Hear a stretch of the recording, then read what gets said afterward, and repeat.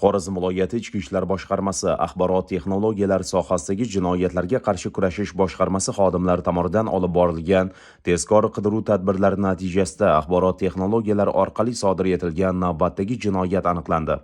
Tekshiruvlar davomida ma'lum bo'lishicha, Gurlan tumanida yashovchi fuqaro Telegram messenjeri orqali AQSh va O'zbekiston raqamlari nomi bilan ochilgan turli akkauntlardan foydalanib, Android tizimi uchun mo'ljallangan APK kengaytmali zararli dasturlarni tarqatib kelgan.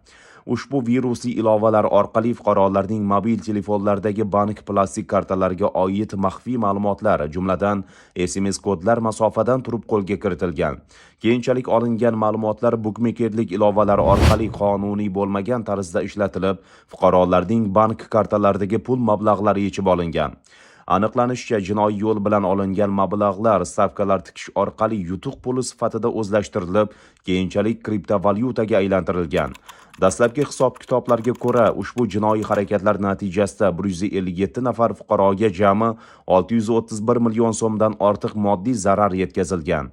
Shuningdek, gumonlanuvchi fuqaro o'z nomiga va foydalanib kelayotgan mobil sim kartalariga jami 39 ta Humo bank plastik kartasini ulab, ular orqali CryptoBot, Bitget va Binance ilovalari yordamida qariyb 7 milliard so'mlik kriptovalyuta savdosini amalga oshirgani ham aniqlandi. Ayni paytda mazkur holat yuzasidan jabrlangan fuqarolar ro'yxati shakllantirilmoqda. Barcha aniqlangan holatlar protsessual tartibda hujjatlashtirilmoqda.